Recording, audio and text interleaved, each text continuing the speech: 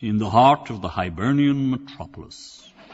Before Nelson's Pillar, trams slowed, shunted, changed trolley, started for Blackrock, Kingstown and Dalkey, Clonskea, Rathgar and Terranure, Palmerston Park and Upper Rathmines, Sandymount Green, Rathmines, Ringsend and Sandymount Tower, Harold's Cross.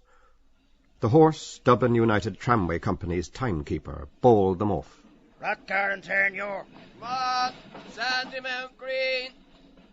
Right and left, parallel, clanging, ringing, a double-decker and a single-deck moved from their railheads, swerved to the down line, glided parallel. Start, Palmerston Park. The wearer of the crown. Under the porch of the General Post Office, shoeblacks called and polished.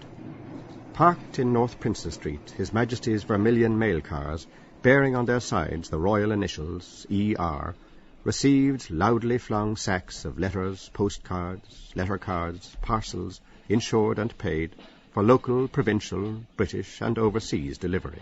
Gentlemen of the press. Gross-booted draymen rolled barrels, dull thudding, out of Prince's stores and bumped them up on the brewery float. On the brewery float, bumped, dull-thudding barrels rolled by gross-booted draymen out of Prince's stores. There it is, Red Murray said. Alexander Keys. Just cut it out, will you? Mr. Bloom said. And I'll take it round to the telegraph office. The door of Rutledge's office creaked again. Davy Stevens, minute in a large cape coat, a small felt hat crowning his ringlets, passed out with a roll of papers under his cape. A King's Courier. Red Murray's long shears sliced out the advertisement from the newspaper in 4 clean strokes. Scissors and paste. I'll go through the printing works, Mr. Bloom said, taking the cut square. Of course, if he wants a par, Red Murray said earnestly, a pen behind his ear. we can do him one. Right. Mr. Bloom said with a nod. I'll rub that in. We. William Braden, Esquire of Oaklands, Sandymount. Red Murray touched Mr. Bloom's arm with the shears and whispered, Braden. Mr. Bloom turned and saw the liveried porter raise his lettered cap as a stately figure entered between the newsboards of the Weekly Freeman and National Press and the Freeman's Journal and National Press, dull-thudding Guinness's barrels. It passed stately up the staircase, steered by an umbrella, a solemn, beard-framed face. The broadcloth back ascended each step. Back. All his brains are in the nape of his neck, Simon Dedalus says. Welts of flesh behind on him. Fat folds of neck, fat neck, fat neck. Don't you think his face is like our Saviour? Red Murray whispered. The door of Rutledge's office whispered. They always build one door opposite another for the wind to. Way in, way out. Our Saviour, beard-framed oval face, talking in the dusk, Mary, Martha. Steered by an umbrella sword to the footlights, Mario the tenor. Oh, like Mario, Mr. Bloom said. Yes, Red Murray agreed. but Mario was said to be the picture of our Saviour. Jesus Mario with rougy cheeks, doublet and spindle legs, hand on his heart, in Martha. Come, thou lost one, come, thou dear one. The Crozier and the Pen. His Grace phoned down twice this morning. Red Murray said gravely. They watched the knees, legs, boots vanish. Neck. A telegram boy stepped in nimbly, threw an envelope on the counter, and stepped off post-haste with a word. Freeman? Mr. Bloom said slowly. Well, he is one of our saviours also. A meek smile accompanied him as he lifted the counter flap, as he passed in through the side door and along the warm, dark stairs and passage, along the now reverberating boards. But will he save the circulation? Thumping, thumping. He pushed in the glass swing door and entered, stepping over strewn packing paper. Through a lane of clanking drums he made his way towards Nanetti's reading closet. With unfeigned regret it is we announce the dissolution of a most respected Dublin burgess. Hines here too. Account of the funeral, probably. Thumping, thump. This morning the remains of the late Mr. Patrick Dignam. Machines smash a man to atoms if they got him caught. Rule the world today. His machineries are pegging away too, like these, got out of hand, fermenting, working away, tearing away, and that old grey rat tearing to get in. How a great daily organ is turned out. Mr. Bloom halted behind the foreman's spare body, admiring a glossy crown. Strange he never saw his real country. Ireland, my country. Member for College Green. He boomed that workaday work attack for all it was worth. It's the ads and side features sell a weekly, not the stale news in the official gazette. Queen Anne is dead, published by authority in the year 1000, and Domain, situate in the townland of Rossanalis, barony of Tinnahinch. To all whom it may concern, scheduled pursuant to statute, showing return of number of mules and jinnets exported from Ballina. Nature notes, cartoons, Phil Blake's weekly pattern bull story, Uncle Toby's page for tiny tots, country bumpkins queries. Dear Mr. Editor, what is a good cure for flatulence? I'd like that part. Learn a lot teaching others. The personal note, MAP, mainly all pictures. Shapely bathers on Golden Strand. World's biggest balloon. Double marriage of sisters celebrated. 2 bridegrooms laughing heartily at each other. Cuprani, too, printer. More Irish than the Irish. The machines clanked in 3-4 time. Thump, thump, thump.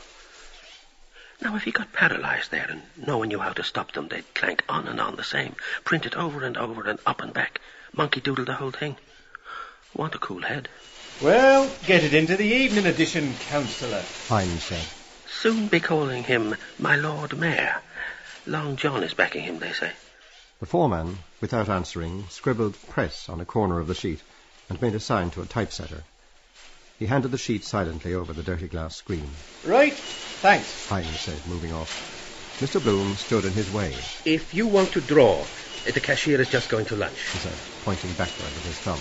Did you? Hines asked. Look sharp and you'll catch him. Thanks, old man. Hines said. I'll tap him too. He hurried on eagerly towards the Freeman's Journal. 3 bob I lent him in Mars. 3 weeks. 3rd hint. We see the canvasser at work. Mr. Bloom laid his cutting on Mr. Nanetti's desk. Excuse me, Councillor. This ad, you see. Keys, you remember? Mr. Nanetti considered the cutting a while and nodded. He wants it in for July. Mr. Bloom said. He doesn't hear it. Nanan, iron nerves. The foreman moved his pencil towards it. But wait. Mr. Bloom said. He wants it changed. Keys, you see. He wants 2 keys at the top. Hell of a racket they make. Maybe he understands what I... The foreman turned round to hear patiently, and lifting an elbow began to scratch slowly in the armpit of his alpaca jacket. Like that. Mr. Bloom said, crossing his forefingers at the top. Let him take that in first. Mr. Bloom, glancing sideways up from the cross he had made, saw the foreman's sallow face. Think he has a touch of jaundice. And beyond, the obedient reels, feeding in huge webs of paper. Clank it. Miles of it unreeled. What becomes of it after? Oh, wrap up meat, parcels, various uses, 1001 things. Slipping his words deftly into the pauses of the clanking, he drew swiftly on the scarred woodwork. House of Keys. Like that, see? 2 crossed keys here, a circle, then here the name, Alexander Keys, tea, wine and spirit merchant, so on. Better not teach him his own business. You know yourself, Councillor, just what he wants. Then round the top in leaded, the House of Keys, you see? Do you think that's a good idea? The foreman moved his scratching hand to his lower ribs and scratched there quietly. The idea, Mr. Bloom said, is the House of Keys. You know, Councillor, the Manx Parliament, innuendo of Home Rule. Tourists, you know, from the Isle of Man. Catches the eye, you see. Can you do that? I can ask him, perhaps, about how to pronounce that Volio. But then, if he didn't know, only make it awkward for him. Better not. We can do that. the foreman said. Have you the design? I can get it. Mr. Bloom said. It was in a Kilkenny paper. He has a house there, too. I'll just run out and ask him. Well, you can do that and just a little par calling attention. You know the usual. High-class licensed premises, long-felt want, so on. The foreman thought for an instant. We can do that. He said. Let him give us a 3 months renewal. A typesetter brought him a limp galley page. He began to check it silently. Mr. Bloom stood by, hearing the loud throbs of cranks, watching the silent typesetters at their cases. Orthographical. Want to be sure of his spelling. Proof fever. Martin Cunningham forgot to give us his spelling bee conundrum this morning. It is amusing to view the unpar, 1 R, alleled, embarra, 2 R's is it? Double S meant of a harassed peddler while gauging AU, the symmetry of a peeled pear under a cemetery wall. Silly, isn't it? Cemetery put in, of course, on account of the symmetry. I could have said when he clapped on his topper, "Thank you." I ought to have said something about an old hat or something. No, I could have said, "Looks as good as new now." See his fizz then. Slit. The nethermost deck of the first machine jogged forward its flyboard with Slit. the first batch of quire-folded paper. Slit. Almost human the way it slit. To call attention. Doing its level best to speak. That door, too. Slit. Creaking. Asking to be shut. Everything speaks in its own way. Slit. Noted churchman, an occasional contributor.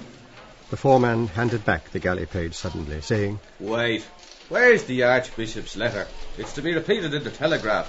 Where's what's-his-name? He looked about him round his loud, unanswering machines. Monks, sir. A voice asked him from the casting box. Aye, where's Monks? Monks! Mr. Bloom took up his cutting. Time to get out. Then I'll get the design, Mr. Nanetti, and you'll give it a good place, I know. Monks! Yes, sir. 3 months renewal. Want to get some wind off my chest first? Try it anyhow. Rub in August. Good idea. Horse show month. Ballsbridge. Tourists over for the show. A day, Father. He walked on through the case room, passing an old man, bowed, spectacled, aproned. Old Monk's the day, Father. Queer lot of stuff he must have put through his hands in his time. Obituary notices, pubs, ads, speeches, divorce suits. Found, drowned. Nearing the end of his tether now. Sober, serious man with a bit in the savings bank, I'd say. Wife, a good cook and washer. Daughter, working the machine in the parlour. Plain Jane, no damn nonsense. And it was the feast of the Passover. He stayed in his walk to watch a typesetter neatly distributing type. Reads it backwards first. Quickly he does it. Must require some practice, that. Manjid Crick-tap. Poor Papa with his Haggadah book, reading backwards with his finger to me. Pesach. Next year in Jerusalem. Dear, oh dear. All that long business about that brought us out of the land of Egypt and into the house of bondage. Hallelujah. Shema Israel Adonai Eloheinu. No, that's the other. Then the 12 brothers, Jacob's sons, and then the lamb and the cat and the dog and the stick, and the water and the butcher, and then the angel of death kills the butcher, and he kills the ox, and the dog kills the cat. Sounds a bit silly till you come to look into it well. Justice, it means, but it's everybody eating everyone else. That's what life is, after all. How quickly he does that job. Practice makes perfect. Seems to see with his fingers. Mr. Bloom passed on out of the clanking noises, through the gallery, onto the landing. Now, am I going to tram it out all the way and then catch him out, perhaps? Better phone him up first. Number? Same as Citron's house, 2844. Only once more that soap. He went down the house staircase. Who the deuce scrawled all over these walls with matches? Looks as if they did it for a bet. Heavy, greasy smell there always is in those works. Lukewarm glue in Tom's next door when I was there. He took out his handkerchief to dab his nose. Citron lemon. Ah, the soap I put there. Lose it out of that pocket. Putting back his handkerchief, he took out the soap and stowed it away, buttoned into the hip pocket of his trousers. What perfume does your wife use? I could go home still. Tram, something I forgot. Just to see before dressing. No. Here, no. A sudden screech of laughter came from the Evening Telegraph office. Know who that is? What's up? Pop in a minute to phone. Ned Lambert it is. He entered softly. Aaron, green gem of the silver sea. The ghost walks. Professor McHugh murmured softly, biscuitfully, to the dusty window pane. Mr. Dedalus, staring from the empty fireplace at Ned Lambert's quizzing face, asked of it sourly, Agonizing Christ, wouldn't it give you a heartburn on your arse? Ned Lambert, seated on the table, read on. Or again, note the meanderings of some purling rill as it babbles on its way, fanned by gentlest zephyrs, though quarrelling with the stony obstacles, to the tumbling waters of Neptune's blue domain, mid mossy banks, played on by the glorious sunlight, or neath the shadows cast o'er its pensive bosom by the overarching leafage of the giants of the forest. What about that, Simon? he asked over the fringe of his newspaper. How's that for high? Changing his drink. Mr. Dedalus said. Ned Lambert, laughing, struck the newspaper on his knees, repeating, The pensive bosom and the over-arsing leafage, oh boys, oh boys. And Xenophon looked upon Marathon. Mr. Dedalus said, looking again on the fireplace and to the window. And Marathon looked on the sea. That will do. Professor McHugh cried from the window. I don't want to hear any more of the stuff. He ate off the crescent of water biscuit he had been nibbling, and, hungered, made ready to nibble the biscuit in his other hand. Highfalutin stuff. Bladder bags. Ned Lambert is taking a day off, I see. Rather upsets a man's day, a funeral does. He has influence, they say. Old Chatterton, the Vice-Chancellor, is his granduncle or his great-granduncle. Close on 90, they say. Sub-leader for his death, written this long time, perhaps, living to spite them. Might go first himself. Johnny, make room for your uncle. The Right Honourable Hedges Eyre Chatterton. Dare say he writes him an odd shaky cheque or two on gale days. Windfall when he kicks out. Alleluia. Just another spasm, Ned Lambert said. What is it? Mr. Bloom asked. A recently discovered fragment of Cicero's. Professor McHugh answered with pomp of tone. Our lovely land. Short, but to the point. Whose land? Mr. Bloom said simply. Most pertinent question. The professor said between his chews. With an accent on the whose. Dan Dawson's land. Mr. Dedalus said. Is it his speech last night? Mr. Bloom asked. Ned Lambert nodded. But listen to this, he said. The doorknob hit Mr. Bloom in the small of the back as the door was pushed in. Excuse me, J.J. O'Malloy said, entering. Mr. Bloom moved nimbly aside. I beg yours, he said. Good day, Jack. Come in, come in. Good day. How are you, Dedalus? Well, and yourself? J.J. O'Malloy shook his head. Sad. Cleverest fellow at the junior bar he used to be. Decline, poor chap. That hectic flush spells finis for a man. Touch and go with him. What's in the wind, I wonder? Money worry? Or again, if we but climb the serried mountain peaks. You're looking extra. Is the editor to be seen? J.J. O'Malloy asked, looking towards the inner door. Very much so. Professor McHugh said. To be seen and heard. He's in his sanctum with Lenehan. J.J. O'Malloy strolled to the sloping desk and began to turn back the pink pages of the file. Practice dwindling. I might have been. Losing heart. Gambling. Debts of honour. Reaping the whirlwind. Used to get good retainers from D&T Fitzgerald. Their wigs. To show their grey matter. Brains on their sleeve, like the statue in Glasnevin. Believe he does some literary work for the Express with Gabriel Conroy. Well-read fellow. Miles Crawford began on the Independent. Funny the way those newspaper men veer about when they get wind of a new opening. Weathercocks, hot and cold in the same breath. Wouldn't know which to believe. One story good till you hear the next. Go for one another bald-headed in the papers and then all blows over. Hail, fellow, well met the next moment. Listen to this, for God's sake. Ned Lambert pleaded. Or again, if we but climb the serried mountain peaks. Bombast. The professor broke in testily. Enough of the inflated windbag. Peaks. Ned Lambert went on. Towering high on high to bathe our souls, as it were. Bathe his lips. Mr. Dedalus said. Blessed and eternal God. Yes? Is he taking anything for it? As 'twere in the peerless panorama of Ireland's portfolio. Unmatched, despite their well-praised prototypes in other vaunted prize regions, for very beauty of busky grove and undulating plain and luscious pasture land of vernal green, steeped in the transcendent, translucent glow of our mild, mysterious Irish twilight. His native Doric. The moon, Professor McHugh said. He forgot Hamlet. That mantles the vista far and wide, and wait till the glowing orb of the moon shines forth to irradiate her silver effulgence. Oh. Mr. Dedalus cried, giving vent to a hopeless groan. Shite and onions. That'll do, Ned. Life is too short. He took off his silk hat and, blowing out impatiently his bushy moustache, Welsh-combed his hair with raking fingers.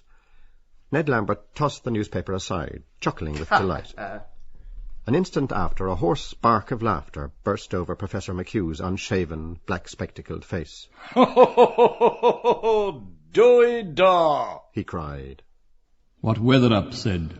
All very fine to jeer at it now in cold print, but it goes down like hot cake, that stuff. He was in the bakery line too, wasn't he? Why, they call him Do-i-da. Feathered his nest well, anyhow. Daughter engaged to that chap in the Inland Revenue Office with the motor. Hooked that nicely. Entertainments, open house. Big blowout. Weatherup always said that. Get a grip of them by the stomach. The inner door was opened violently, and a scarlet, beaked face, crested by a comb of feathery hair, thrust itself in. The bold blue eyes stared about them, and the harsh voice asked, "What is it?" "And here comes the sham squire himself," Professor McHugh said grandly. You know that, you bloody old pedagogue, the editor said in recognition. "Come, Ned," Mr. Dedalus said, putting on his hat. "I must get a drink after that." "Drink?" the editor cried. "No drink served before Mass." "Quite right, too," Mr. Dedalus said, going out. "Come on, Ned." Ned Lambert sidled down from the table. The editor's blue eyes roved towards Mr. Bloom's face, shadowed by a smile. "Will you join us, Miles?" Ned Lambert asked. Memorable battles recalled. "North Cork Militia," the editor cried, striding to the mantelpiece. "We won every time. North Cork and Spanish officers." "Where was that, Miles?" Ned Lambert asked with a reflective glance at his toe caps. "In Ohio," the editor shouted. "So it was, begad." Ned Lambert agreed.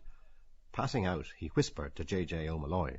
"Incipient jigs, sad case." "Ohio!" the editor crowed in high treble from his uplifted scarlet face. "My Ohio!" "A perfect critic," the professor said. "Long, short, and long."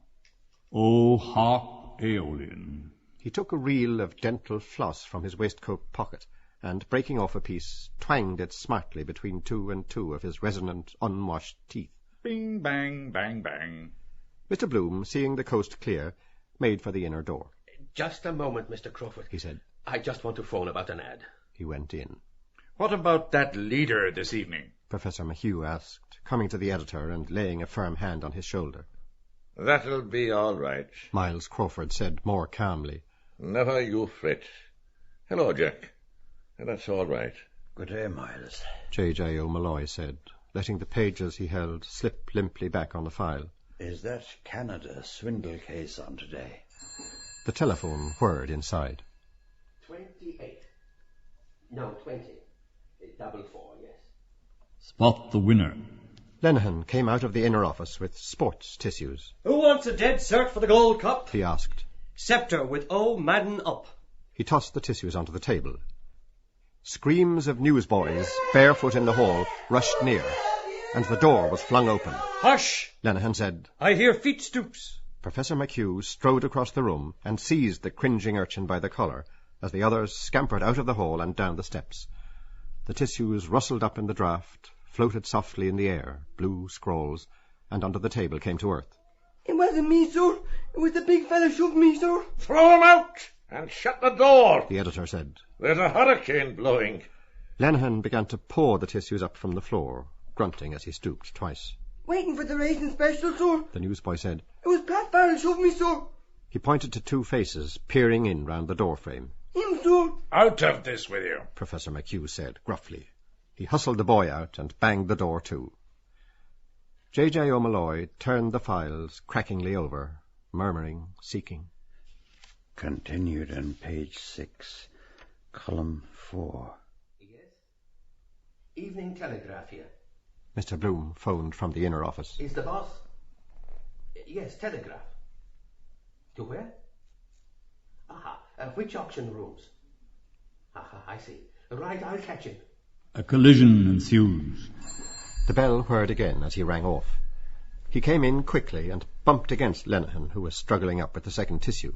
"Pardon, monsieur," Lenihan said, clutching him for an instant and making a grimace. My fault. Mr. Bloom said, suffering his grip. Are you hurt? I'm in a hurry.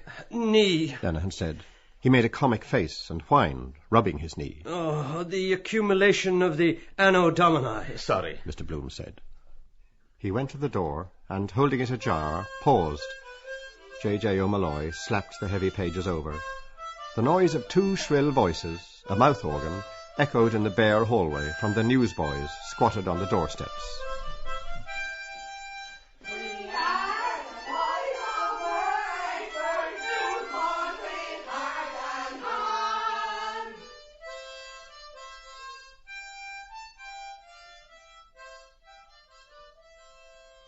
Exit Bloom. I'm just running round to Bachelor's Walk about this ad of Key's. Want to fix it up. They tell me he's round there in Dillon's. He looked indecisively for a moment at their faces.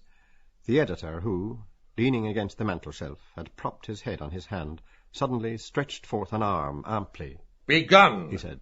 "The world is before you." "Back in no time," Mr. Bloom said, hurrying out. J.J. O'Malloy took the tissues from Lenehan's hand and read them, blowing them apart gently, without comment. "He'll get that advertisement," the professor said, staring through his black-rimmed spectacles over the cross-blind. "Look at the young scamps after him." "Show! Where?" Lenehan cried, running to the window. A street cortege. Both smiled over the cross-blind at the file of capering newsboys in Mr. Bloom's wake, the last zigzagging white on the breeze, a mocking kite, a tail of white bownuts. "Look at the young gutter snipe behind him. Hue and cry." Lenehan said. "And you'll kick. Oh, my rib-risable. Taking off his flat sprogs. And the walk. Small nines. Steal upon larks." He began to mazurka in swift caricature across the floor on sliding feet, past the fireplace, to J.J. O'Malloy, who placed the tissues in his receiving hands. "What's that?" Miles Crawford said with a start. "Where are the other two gone?" "Who?" the professor said, turning. "They've gone round to the Oval for a drink. Paddy Hooper is there with Jack Hall. Came over last night." "Come on, then," Miles Crawford said. "Where's my hat?" He walked jerkily into the office behind, parting the vent of his jacket, jingling his keys in his back pocket. They jingled then in the air and against the wood as he locked his desk drawer. "He's pretty well on," Professor McHugh said in a low voice. "Seems to be," J.J. O'Malloy said, taking out a cigarette case in murmuring meditation. "But it is not always as it seems. Who has the most matches?" The calumet of peace. He offered a cigarette to the professor, and took one himself. Lenehan promptly struck a match for them, and lit their cigarettes in turn. J.J. O'Malloy opened his case again and offered it. "Thank you, Vooz," Lenehan said, helping himself. The editor came from the inner office, a straw hat awry on his brow. He declaimed in song, pointing sternly at Professor McHugh. "'Twas rank and fame that tempted thee, 'twas empire charmed thy heart." The professor grinned, locking his long lips. "Eh? You bloody old Roman Empire," Miles Crawford said. He took a cigarette from the open case. Lenehan, lighting it for him with quick grace, said, "Silence for my brand new riddle." "Imperium Romanum," J.J. O'Malloy said gently. "It sounds nobler than British or Brixton. The word reminds one somehow of fat in the fire." Miles Crawford blew his first puff violently towards the ceiling. "That's it," he said. "We are the fat. You and I are the fat in the fire. We haven't got the chance of a snowball in hell." The grandeur that was Rome. "Wait a moment," Professor McHugh said, raising two quiet claws. "We mustn't be led away by words, by sounds of words. We think of Rome, imperial, imperious, imperative." He extended elocutionary arms from frayed, stained shirt cuffs, pausing. "What was their civilization? Vast, I allow, but vile. Cloacae, sewers. The Jews in the wilderness and on the mountain top said, 'It is meet to be here. Let us build an altar to Jehovah.' The Roman, like the Englishman who follows in his footsteps, brought to every new shore on which he set his foot, on our shore he never set it, only his cloacal obsession.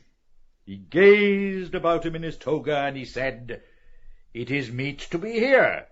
Let us construct a water closet.'" "Which they accordingly did do," Lenehan said. "Our old ancient ancestors, as we read in the first chapter of Guinness's, were partial to the running stream." "They were nature's gentlemen," J.J. O'Malloy murmured. "But we have also Roman law." "And Pontius Pilate is its prophet," Professor McHugh responded. "Do you know that story about Chief Baron Palace?" J.J. O'Malloy asked. It was at the Royal University dinner. Everything was going swimmingly. First, my riddle, Lenehan said. Are you ready? Mr. O'Madden Burke, tall in copious grey of Donegal tweed, came in from the hallway. Stephen Dedalus behind him uncovered as he entered.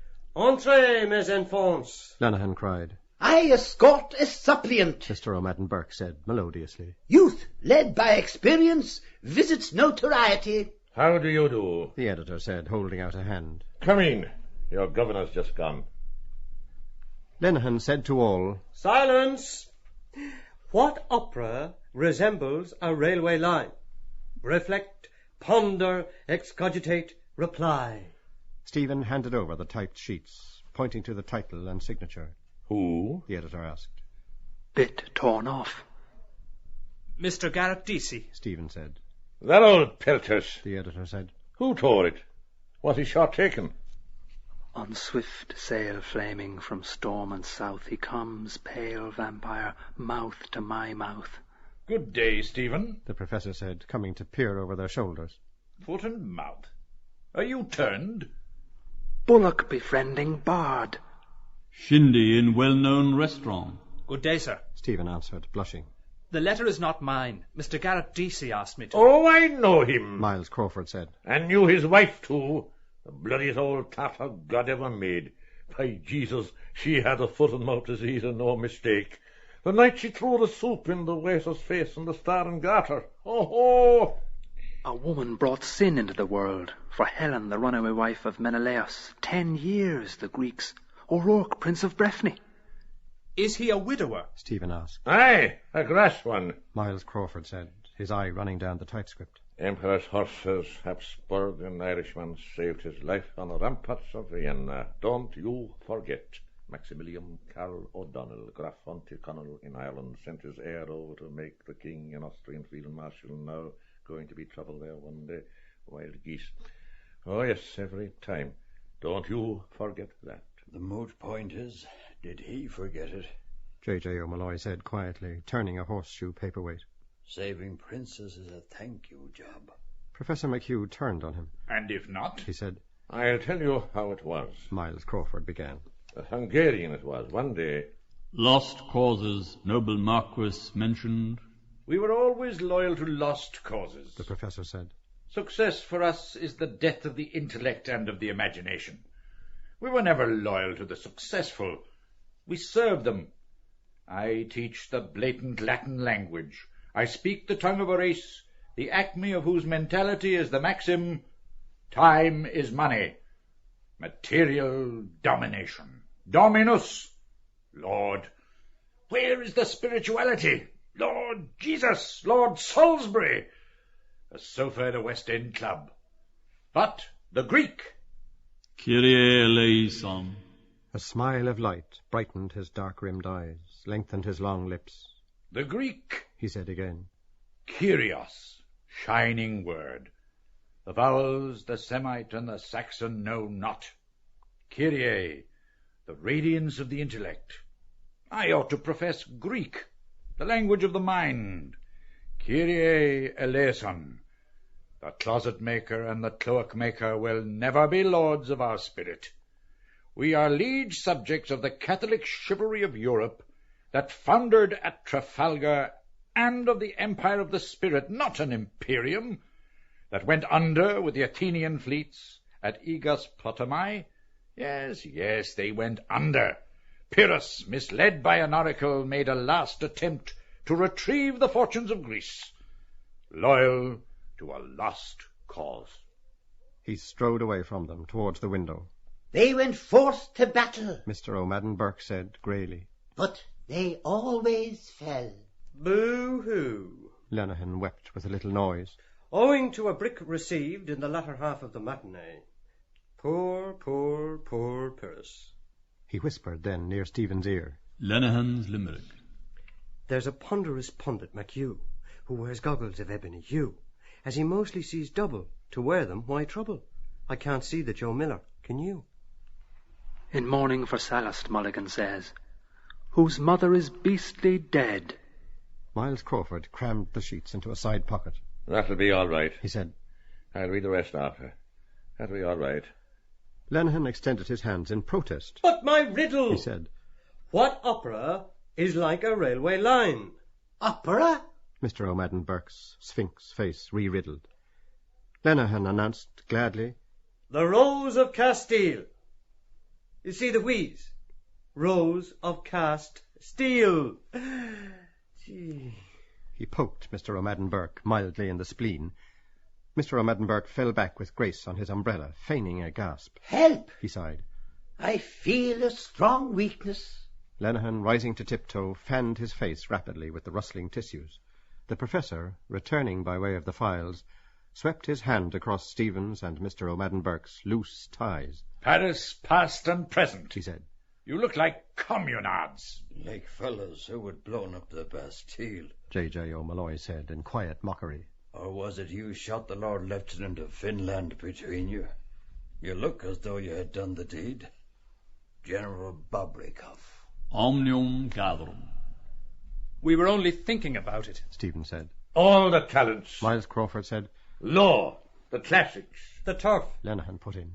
Literature, the press. If Bloom were here, the professor said. The gentle art of advertisement. And Madame Bloom. Mr. O'Madden Burke added. The vocal muse, Dublin's prime favourite. Lenihan gave a loud cough. Ahem, he said very softly. Oh, for fresher breath air. I caught a cold in the park. The gate was open. You can do it. The editor laid a nervous hand on Stephen's shoulder. I want you to write something for me, he said. Something with a bite in it. You can do it. I see it in your face, in the lexicon of youth. See it in your face. See it in your eye. Lazy, idle little schemer. Foot and mouth disease, the editor cried in scornful invective. Great nationalist meeting in Borsenossery. All balls, bulldozing the public. Give them something with a bite in it. Put us all into it, damn its soul. Father, Son, and Holy Ghost, and Jakes McCarthy. We can all supply mental pabulum, Mr. O'Madden Burke said. Stephen raised his eyes to the bold, unheeding stare. He wants you for the press gang, J.J. O'Malloy said. The great Gallagher. You can do it, Miles Crawford repeated, clenching his hand in emphasis. Wait a minute. We'll paralyze Europe, as Ignatius Gallagher used to say when he was on the Chakran doing billiard marking in the Tarrants. Gallagher, that was a pressman for you. That was a pen. You know how he made his mark? I'll tell you. That was the smartest piece of journalism ever known. That was in 81, 6th of May, time of the Invincibles. Murder in Phoenix Park, before you were born, I suppose. I'll show you. He pushed past them to the files. Look at here, he said, turning. The New York World cabled for a special. Remember that time? Professor McHugh nodded. New York World, the editor said, excitedly pushing back his straw hat. Where it took place. Tim Kelly, or Kavanagh, I mean. Joe Brady and the rest of them. Where Skin the Goat drove the car. Whole route, see? Skin the Goat, Mr. O'Madden Burke said. Fitzharris. He has that cabman shelter, they say, down there at Butt Bridge. Holohan told me. You know Holohan? Hop and carry one, is it? Miles Crawford said. And poor Gumley is down there too. So he told me, minding stones for the corporation. A night watchman. Stephen turned in surprise. Gumley, he said. You don't say so. A friend of my father's, is he? Never mind Gumley, Miles Crawford cried angrily. Let Gumley mind the stones, see they don't run away. And look at here. What did Ignatius Gallagher do? I tell you, inspiration of genius. Cabled right away. Have you Weekly Freeman of 17th March, right? Have you got that? He flung back pages of the files and stuck his finger on a point. Take page 4. Advertisement for Bransom's coffee, let us say. Have you got that? Right. The telephone whirred. A distant voice. I'll answer it, the professor said, going. B is Parkgate. Good. His finger leaped and struck point after point, vibrating. T is Viceregal Lodge. C is where murder took place. K is Knockmaroon Gate. The loose flesh of his neck shook like a cock's wattles. An ill-starched dickey jutted up, and with a rude gesture he thrust it back into his waistcoat. Hello? Evening Telegraph here. Hello? Who's there? Yes? Yes. F to P is the route Skin the Goat drove the car for an alibi. Inchicore, Roundtown, Windy Arbour, Palmerston Park, Renera, FRBP. Got that? X is Davies' public house in Upper Leeson Street. The professor came to the inner door. Bloom is at the telephone, he said. Tell him to go to hell, the editor said promptly. X is Buck's public house, see? Clever. Very. Clever, Lenehan said. Very. Gave it to them on a hot plate, Miles Crawford said. The whole bloody history. Nightmare from which you will never awake. I saw it, the editor said proudly. I was present. And Dick Adams, the best-hearted bloody cockman the Lord ever put a breath of life in, and myself. Lenehan bowed to a shape of air, announcing, Madam, my madam, and able was I ere I saw Elba. History, Miles Crawford cried. The old woman of Princess Street was there first. There was weeping and gnashing of teeth over that. Out of an advertisement. Gregor Gray made the design for it. That gave him the leg up. Then Perry Hooper worked Pay, who took him onto the Star, and now he's got in with Blumenfeld. That's press. That's talent. Piant. He was all their daddies. The father of scare journalism, Lenehan confirmed. and the brother-in-law of Chris Callan. Hello. Are you there? Yes. He's here still. Come across yourself. Where do you find a pressman like that now, eh? The editor cried. He flung the pages down. Come, Dever, Lenehan said to Mr. O'Madden Burke. Very smart. Mr. O'Madden Burke said. Professor McHugh came from the inner office. Talking about the Invincibles, He said, did you see that some hawkers were up before the recorder? Oh, yes. J.J. O'Malloy said eagerly. Lady Dudley was walking home through the park to see all the trees that were blown down by that cyclone last year, and thought she'd buy a view of Dublin. And it turned out to be a commemoration postcard of Joe Brady or Number 1 or Skin the Goat, right outside the Viceregal Lodge. Imagine. They're only in the hook and eye department, Miles Crawford said. Sha, press, and the bar. Where have you a man now at the bar like those fellows? Like Whiteside, like Isaac Butt, like silver-tongued O'Hagan, eh? Sha, bloody nonsense. Only in the halfpenny place. His mouth continued to twitch, unspeaking, in nervous curls of disdain. Would anyone wish that mouth for her kiss? How do you know? Why did you write it then? Rhymes and reasons. Mouth. South. Is the mouth south some way, or the south a mouth? Must be some. South. Pout. Out. Shout. Drouth. Rhymes. Two men dressed the same, looking the same, 2 by 2. La tua pace, che parlar ti piace, mentre che il vento come fa si tace. He saw them 3 by 3, approaching girls in green, in rose, in russet, entwining. Per l'air perso, in mauve, in purple. Che la pacifica oria fiamma, in gold of oriflamme. Di rimerar fe più ardenti. But I, old men, penitent, leaden-footed, under dark 'neath the night, mouth, south, tomb, womb. Speak up for yourself, Mr. O'Madden Burke said. Sufficient for the day. J.J. O'Malloy, smiling palely, took up the gauge. My dear Miles, he said, flinging his cigarette aside. You put a false construction on my words. I hold no brief as at present advised for the third profession, qua profession, but your cork legs are running away with you. Why not bring in Henry Grattan and Flood and Demosthenes and Edmund Burke? Ignatius Gallagher we all know, and his chapel is at Boss Harmsworth of the Farthing Press, and his American cousin of the Bowery gutter sheet, not to mention Paddy Kelly's budget, Pew's occurrences, and our watchful friend the Skibbereen Eagle. Why bring in a master of forensic eloquence like Whiteside? Sufficient for the day is the newspaper thereof. Links with bygone days of yore. Grattan and Flood, wrote for this very paper. The editor cried in his face. Irish volunteers. Where are you now? Established 1763. Dr. Lucas. Who have you now, like John Philpott Curran? Psha. Well, J.J. O'Malloy said. Bush KC, for example. Bush? The editor said. Well, yes. Bush. Yes. He has a strain of his in his blood. Kendall Bush, Seymour Bush. He would have been on the bench long ago. The professor said. Only for... but no matter.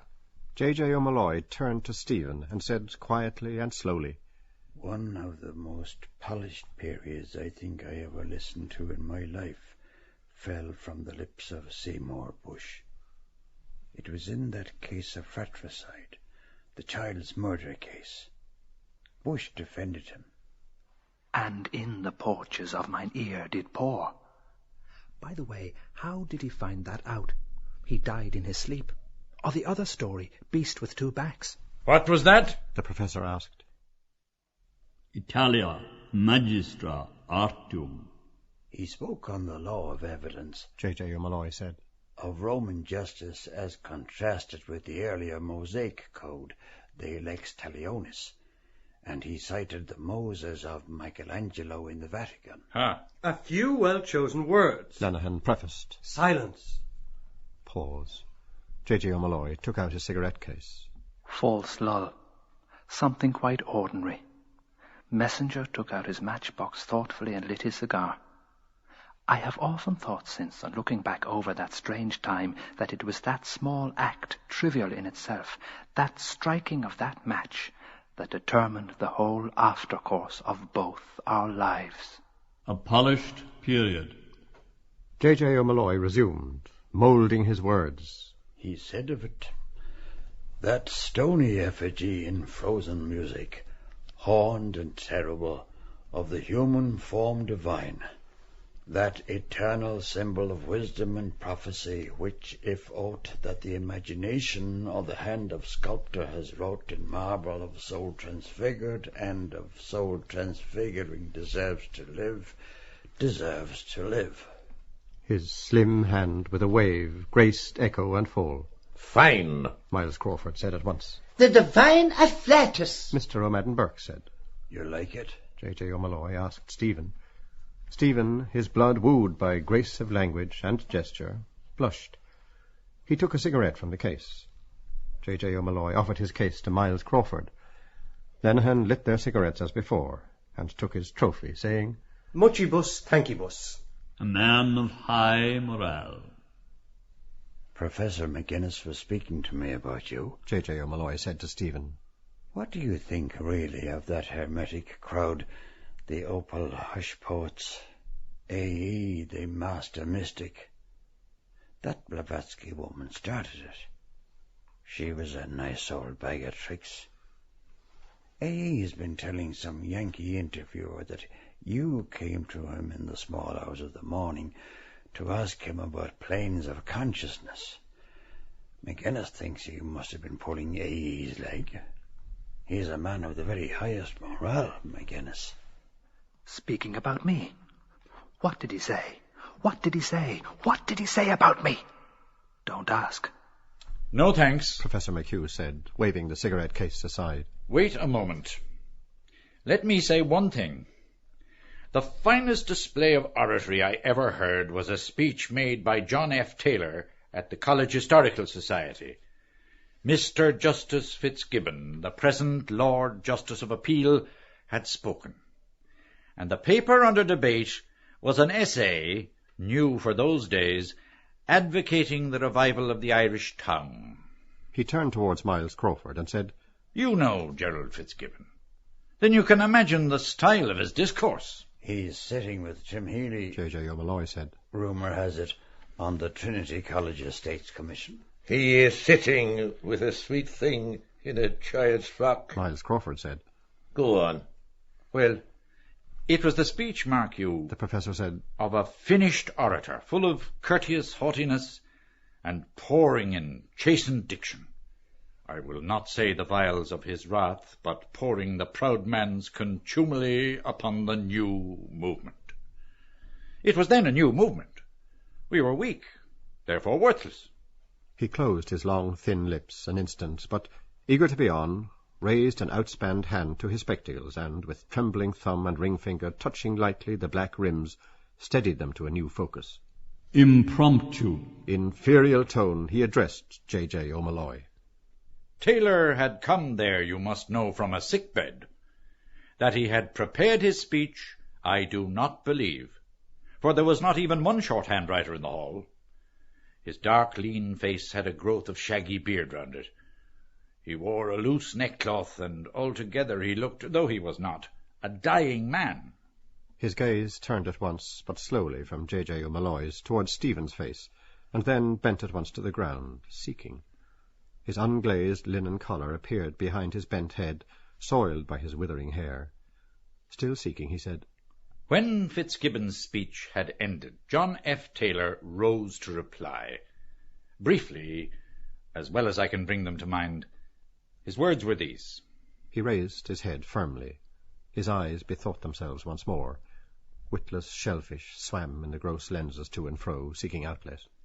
He began, Mr. Chairman, ladies and gentlemen, great was my admiration in listening to the remarks addressed to the youth of Ireland a moment since by my learned friend.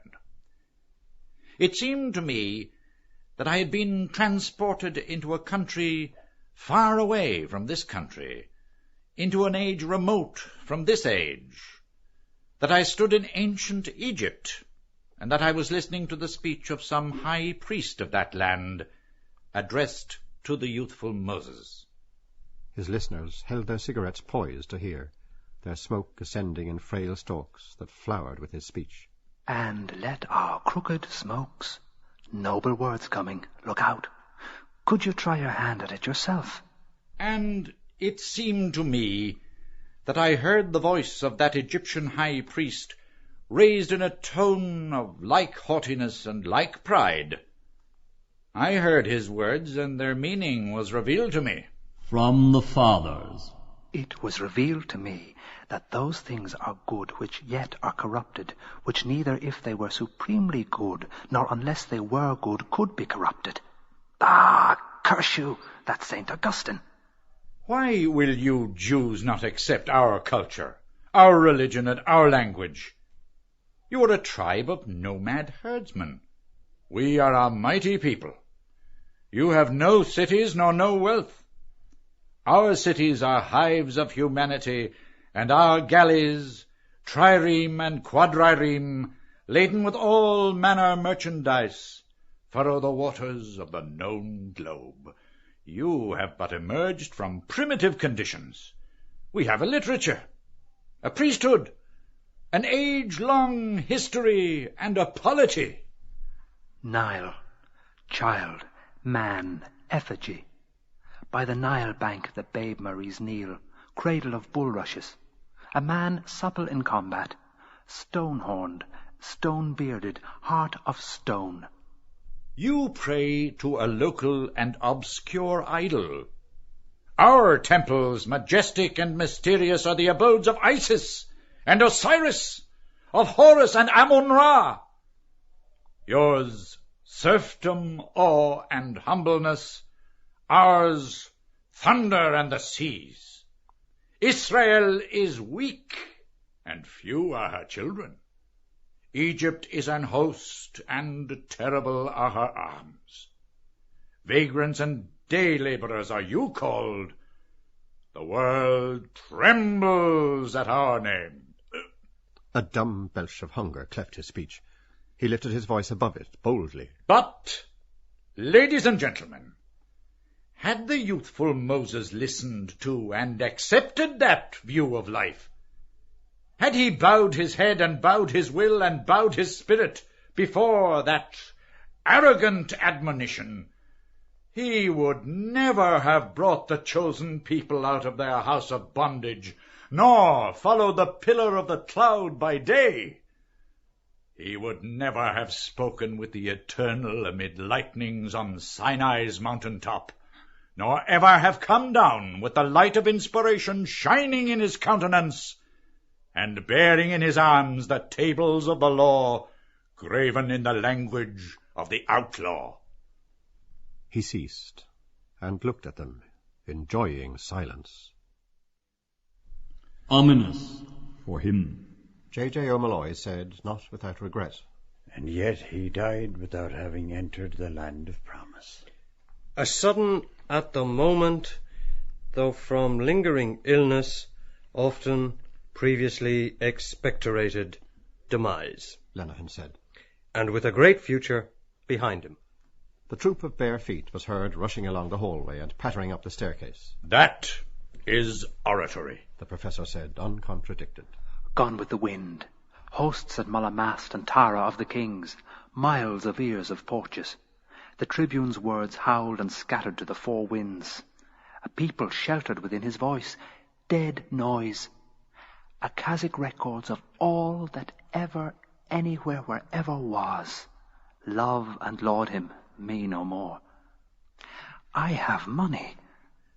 Gentlemen, Stephen said, as the next motion on the agenda paper, may I suggest that the House do now adjourn? You take my breath away.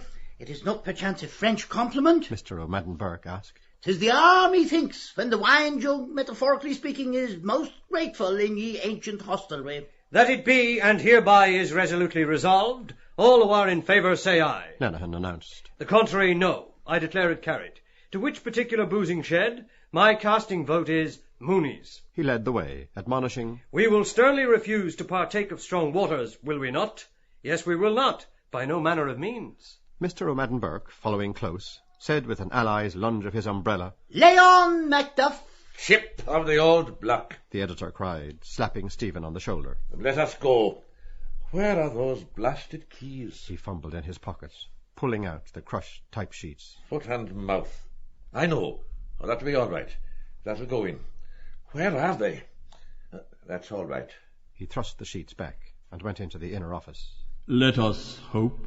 J.J. O'Malloy, about to follow him in, said quietly to Stephen, I hope you will live to see it published. Miles, one moment. He went into the inner office, closing the door behind him. Come along, Stephen, the professor said. That is fine, isn't it? It has the prophetic vision, Fuit Ilium, the sack of windy Troy, kingdoms of this world, the masters of the Mediterranean are Fellaheen today. The first newsboy came pattering down the stairs at their heels and rushed out into the street, yelling, Raisin special! Dublin. I have much, much to learn. They turned to the left along Abbey Street. I have a vision, too, Stephen said. Yes? The professor said, skipping to get into step. Crawford will follow. Another newsboy shot past them, yelling as he ran, Racing special! Dear, dirty Dublin. Dubliners.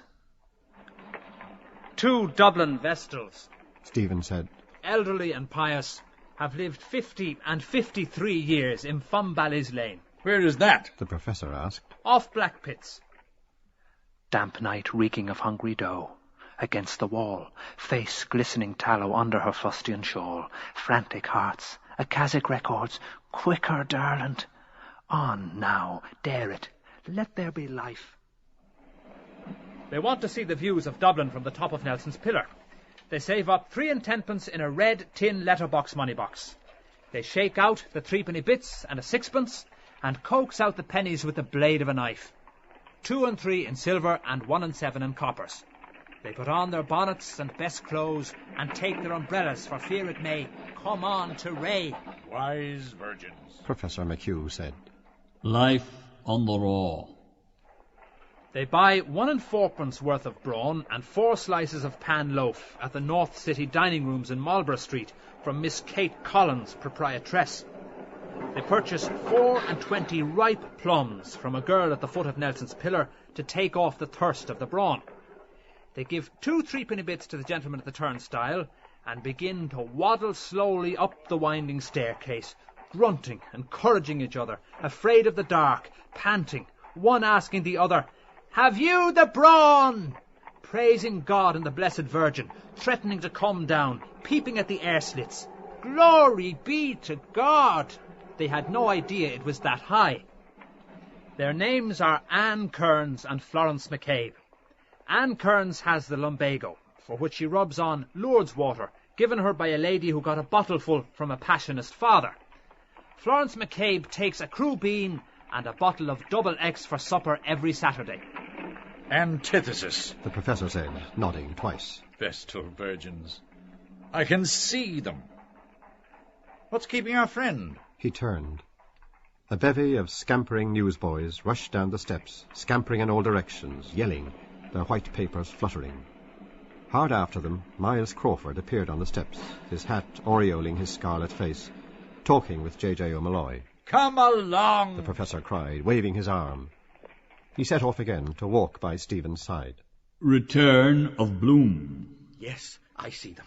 Mr. Bloom, breathless, caught in a whirl of wild newsboys near the offices of the Irish Catholic and Dublin Penny Journal, called, Mr. Crawford, a moment. Telegraph! Racing special! What is it? Miles Crawford said, falling back a pace. A newsboy cried in Mr. Bloom's face. Terrible tragedy in Rathmines. A child bit by a bellows. Interview with the editor. Just this ad, Mr. Bloom said, pushing through towards the steps, puffing and taking the cutting from his pocket. I spoke with Mr. Keyes just now. He'll give a renewal for 2 months, he says. After, he'll see. But he wants a pa to call attention in the Telegraph too, the Saturday Pink. And he wants it if it's not too late. I told Councillor Nannetti from the Kilkenny People. I can have access to it in the National Library. House of Keys, don't you see? His name is Keyes. It's a play on the name. But he practically promised he'd give the renewal. But he wants just a little puff. What will I tell him, Mr. Crawford? K.M.A. Will you tell him he can kiss my arse? Miles Crawford said, throwing out his arm for emphasis. Tell him that straight from the stable. A bit nervy. Look out for squalls. All off for a drink, arm in arm. Lenehan's yachting cap on the cadge beyond. Usual blarney. Wonder if that young Daedalus, the moving spirit. There's a good pair of boots on him today. Last time I saw him he had his heels on view. Been walking in muck somewhere. Careless chap. What was he doing in Irishtown? Well, Mr. Bloom said, his eyes returning. If I can get the design, I suppose it's worth a short, Pa. He'd give the ad, I think. I'll tell him. K.M.R.I.A. He can kiss my Royal Irish arse. Miles Crawford cried loudly over his shoulder. Any time he likes. Tell him. While Mr. Bloom stood weighing the point and about to smile, he strode on jerkily. Raising the wind. Nulla bona, Jack, he said, raising his hand to his chin. I'm up to here. I've been through the hoop myself. I was looking for a fella to back a bill for me no later than last week. You must take the will for the deed. I'm sorry, Jack. But a hat and a half if I could raise the wind anyhow. J.J. O'Malloy pulled a long face and walked on silently. They caught up on the others and walked abreast. When they have eaten the brawn and the bread and wiped their 20 fingers in the paper the bread was wrapped in, they go nearer to the railings. Something for you, the professor explained to Miles Crawford. 2 old Dublin women on the top of Nelson's pillar. Some column. That's what Wadler once said. That's new, Miles Crawford said. That's copy. Out for the wax's dargle. 2 old trickies, what? But they're afraid the pillar will fall. Stephen went on. They see the roofs and argue about where the different churches are. Rathmines' Blue Dome, Adam and Eve's, St. Lawrence O'Toole's. But it makes them giddy to look, so they pull up their skirts. Those slightly rambunctious females. Easy all. Miles Crawford said. No poetic license. We're in the archdiocese here. And settle down on their striped petticoats, peering up at the statue of the one-handled adulterer. One-handled adulterer! The professor cried. I like that. I see the idea. I see what you mean. Dames donate Dublin Sits speed pills, velocitus aeroliths, belief. It gives them a crick in their necks, Stephen said. and they are too tired to look up or down or to speak. They put the bag of plums between them and eat the plums out of it one after another, wiping off with their handkerchiefs the plum juice that dribbles out of their mouths and spitting the plum stones slowly out between the railings. He gave a sudden, loud young laugh as it closed. Lenhan and Mr. O'Madden Burke, hearing, turned, beckoned, and led on across towards Mooney's. Finished, Miles Crawford said. So long as they do no worse. Sophist wallops haughty Helen square on proboscis, Spartans gnash molars, Ithacans vow pen is champ. You remind me of Antisthenes, the professor said, a disciple of Gorgias the sophist. It is said of him that none could tell if he were bitterer against others or against himself. He was the son of a noble and a bondwoman, and he wrote a book in which he took away the palm of beauty from Argive Helen and handed it to poor Penelope. Poor Penelope. Penelope rich. They made ready to cross O'Connell Street. Hello there, Central. At various points along the 8 lines, tramcars with motionless trolleys stood in their tracks, bound for or from Rathmines, Rathfarnham, Blackrock, Kingstown and Dorky, Sandymount Green, Ringsend and Sandymount Tower, Donnybrook, Palmerston Park and Upper Rathmines, all still, becalmed in short circuit. Hackney cars, cabs, delivery wagons, mail vans, private broughams, aerated mineral water floats with rattling crates of bottles, rattled, lolled, horse-drawn, rapidly. What? And likewise? Where? But what do you call it? Miles Crawford asked. Where did they get the plums? Virgilian, says pedagogue. Sophomore plumps for old man Moses. Call it, wait. The professor said, opening his long lips wide to reflect. Call it, let me see. Call it Deus nobis haec otia fecit. No, Stephen said. I call it a Pisgah site of Palestine, or the parable of the plums. I see, the professor said. He laughed richly. I see, he said again with new pleasure. Moses and the promised land. We gave him that idea, he added to J.J. O'Malloy. Horatio is ashore this fair June day. J.J. O'Malloy sent a weary, sidelong glance towards the statue and held his peace. I see, the professor said. He halted on Sir John Gray's pavement island and peered aloft at Nelson through the meshes of his wry smile. Diminished digits prove too titillating for frisky frumps, and wimbles, flow wangles, yet can you blame them? One-handled adulterer, he said grimly. That tickles me, I must say. Tickle the old ones, too, Miles Crawford said. If the God Almighty's truth was known.